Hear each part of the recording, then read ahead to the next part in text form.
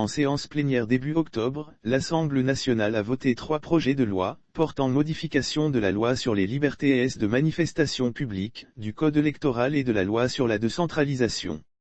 L'Alliance nationale pour le changement, ANC, analysant de près les implications de ces lois, estime que le régime campe sur ses positions liberticides et verrouille davantage toute possibilité de manifester au Togo.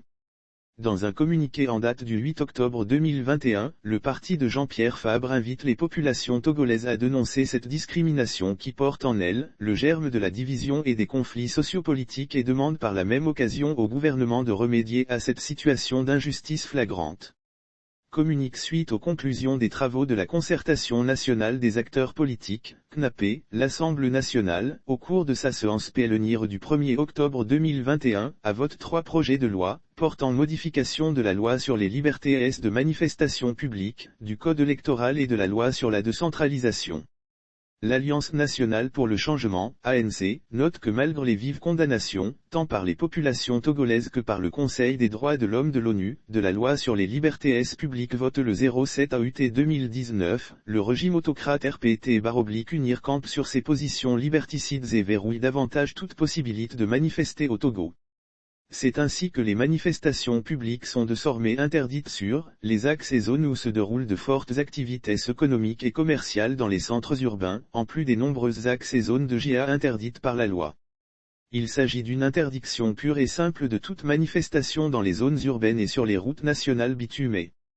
Comble du paradoxe, le RPT/UNIR et le Parlement monocolore augmentent les plages horaires pour des manifestations interdites d'avance ou renvoient hors des villes et agglomérations.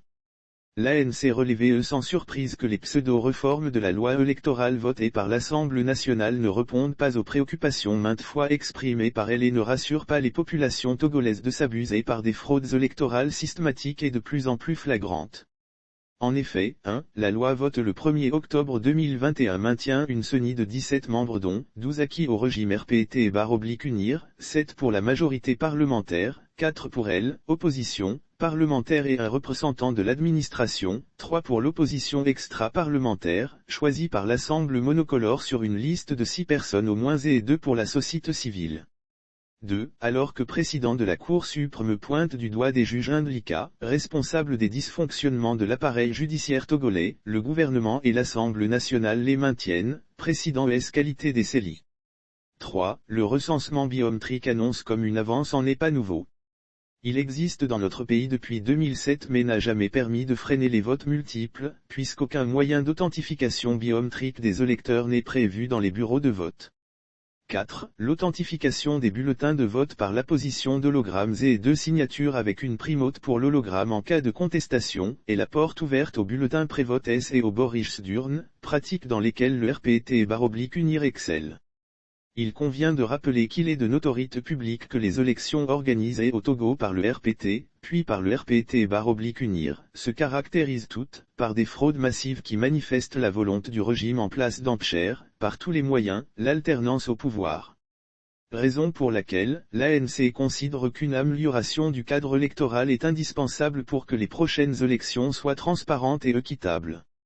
Il est temps que le chef de l'État et le gouvernement comprennent enfin que le règlement durable de la crise qui mine notre pays depuis de longues années passe par un assainissement en profondeur du cadre électoral et des institutions impliquées dans les processus électoraux.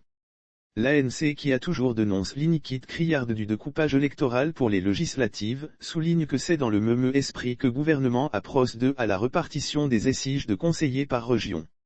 Ainsi, la région maritime se voit attribuer 49 sièges de conseillers pour une population de 3 411 238, soit un conseiller pour 69 617 habitants. La région des Plateaux se voit attribuer 43 sièges de conseillers pour une population de 1 714 790, soit un conseiller pour 39 878 habitants. La région centrale se voit attribuer 25 sièges de conseillers pour une population de 772 813, soit un conseiller pour 30 912 habitants. La région de la Cara se voit attribuer 31 sièges de conseillers pour une population de 963 222, soit un conseiller pour 31 071 habitants. La région des Savanes se voit attribuer 31 ESIG de conseillers pour une population 1 022 844, soit un conseiller pour 32 994 habitants.